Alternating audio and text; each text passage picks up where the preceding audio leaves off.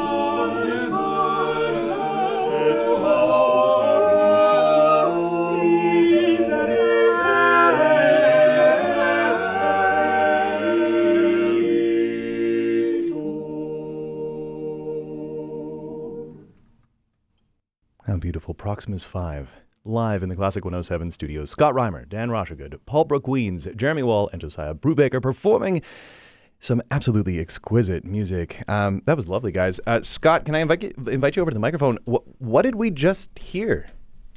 So that was a piece by William Byrd, Le Tentor Celi. Let the heavens rejoice and the earth be glad. Very beautiful music. That was indeed. We're going to be chatting more about Byrd, who is going to be featured rather prominently in an upcoming concert. But first, I want to talk a little bit more about the origin story of Proximus 5. Paul, do you want to speak to this one? Sure. I can speak to this one.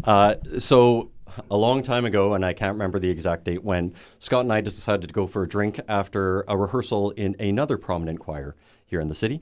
And I really had liked what Scott brought to the table when it came to his master's recitals, so both of them, the first year and the second year.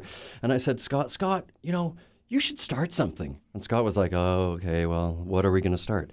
And I was like, okay, so let's start something. And so we discussed what we wanted it to be, and we wanted it to be a small group.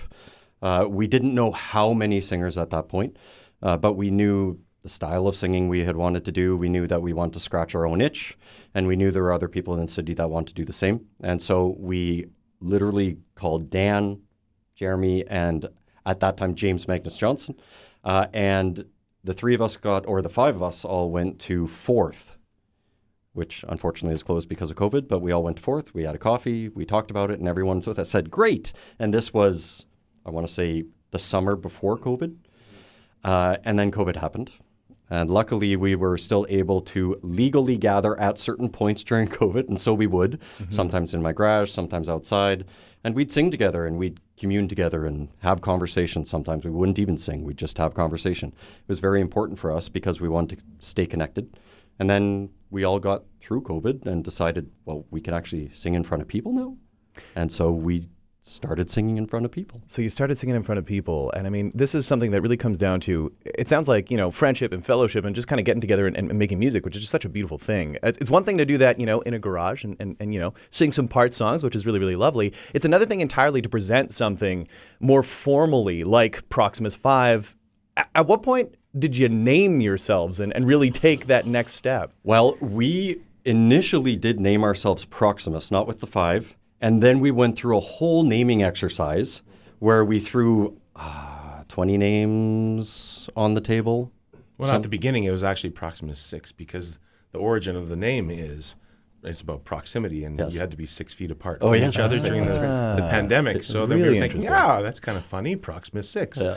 And so then it kind of evolved from there. But we did. We went through a naming exercise, and we threw everything on the board and ended up back at Proximus. So it obviously stuck. Well, glad it has, because it feels right. Just saying it, like Proximus 5 in the studio, it's got a great ring to it, and y'all have a great ring to your sound, which comes as no surprise to any of us, because if anyone has attended a choral concert in Manitoba, they've likely seen one or all of you up on stage performing with one of the many ensembles with whom you're all involved. Can we talk about the artistic leadership of Proximus 5, though? And I'm not sure who wants to speak to this one, because it is by committee, is it not? Dan, do you want to jump in for this? Yeah, I think we all trust each other. We trust our musical instincts together, and we all have, like you were saying, a lot of experience in the choral community, and we just have a lot of knowledge together. So it is a really joyful experience to sing together and correct each other, and be able to do that without any tension, or we and it's been like that right from the get-go. I think we have a great deal of respect for each other, and because we're able to have this collegial kind of approach to it, and because it's just we're doing this for fun. Yeah. So then we hope that is what our audience, what our community gets a sense of when we sing for them. That's also what the other side of it. So, but yeah, we do have an embarrassment of riches, I guess, if you want to say, in terms of our choral experience. So you've already presented a few concerts and tackled some pretty stellar repertoire, the Tellus Magnificat, in your debut, music of Tomás Luis de Victoria, Monteverdi, Schutz, Vaughan Williams, plus plenty of other folk songs and pop classics and arrangements. The quintet, I was reading more on the website, aims to highlight restorative music that celebrates human connection. Is that where all of this variety comes from? All different ways for us all to connect? Scott, do you want to speak to that perhaps? Oh boy, yeah, I suppose you could say that. I mean, our goal always as artists is to share stories that mean something to us, and we hopefully that means something to our audience too. And so this show is a little bit different from our previous shows.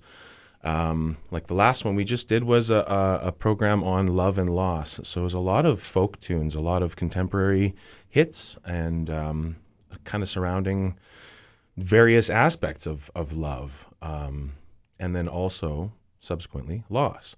And then now this program is totally different. We're going old, of course, with the Baroque Festival, and even calling Byrd Baroque I know is a bit of a stretch, but this being the 400th anniversary of his death, and he was right in that late Renaissance period that brought us into the Baroque period, I suppose.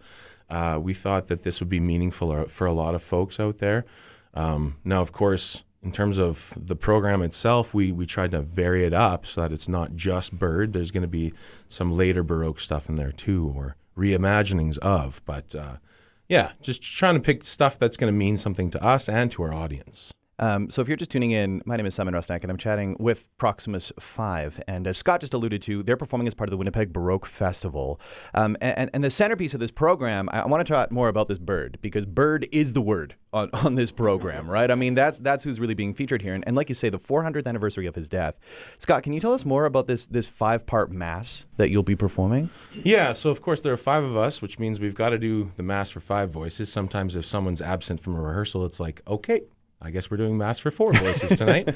But yeah, this will be Mass for 5 voices, and of course written for a liturgical setting, a Mass.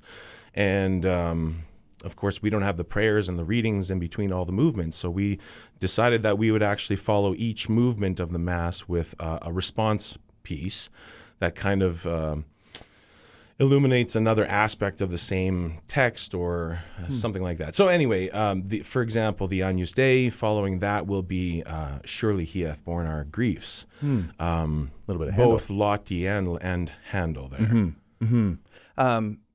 One thing that I do like to point out about the Mass for 5 voices, Byrd wrote 3 settings of the Mass, 3, 4, and 5 parts. So like you say, I mean, when one person's missing, it's 4. But I mean, there is actually a different 4-part one. Anyway, all that to say that this was written at a time post-Reformation. Elizabeth was the queen. And one of the things that I always find so fascinating about this, because this is music that is it is economical in its setting. It is also very glorious. It is very beautiful, but it's very different from the Monteverdi Vespers, for instance, which is just so grand and opulent, and there's all these musicians. this is music that would have been performed almost in like clandestine fashion because you couldn't be a practicing Catholic outwardly at that time in Protestant England. And so this is music that would have been performed literally in a tiny like farm chapel or something like that. It's strange to think of it as rebellious music, but this sort of is, isn't it? Yeah, absolutely. And interesting when you combine that with the fact that it still has a certain level of modality to it. Yeah. They haven't really gotten into tonality yet. And so, again, why kind of juxtaposing some of the later Baroque pieces where we get more tonality in the mix there, there's that, it really brings that stark contrast into play, especially in some of the ways that we've structured. Like, I won't give it away, but Kyrie, there's a piece that kind of shifts gears there on the listener. So we're trying to, make it dynamic in that way because, there was a lot of history with that in terms of keeping it in secret and not wanting to be too conspicuous, I suppose. Yeah, so it's no secret. Y'all are going to be performing at St. Margaret's Church in the heart of Wolseley, so please, people, go. It is going to be absolutely marvelous.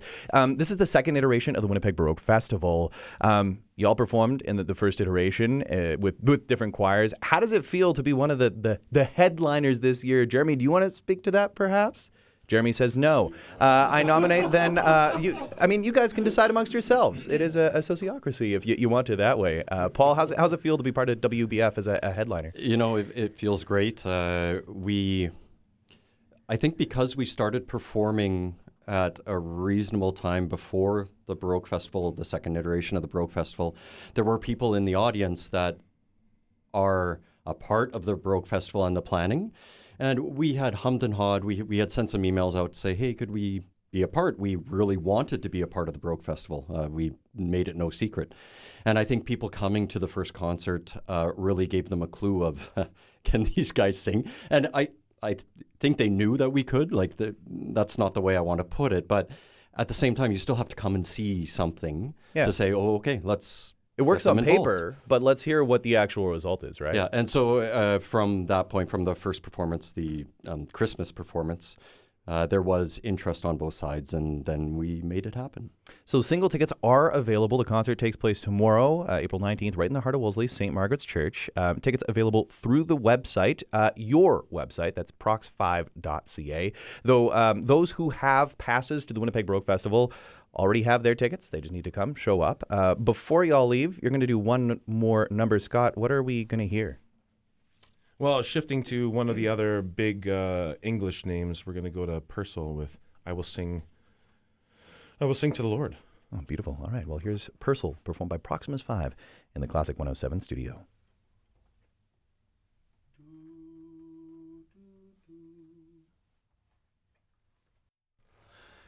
I will sing unto the Lord as long as I live. I will sing unto the Lord as long as I live. I will praise my God.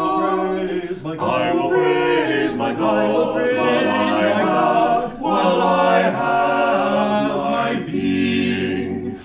I will praise my God while I have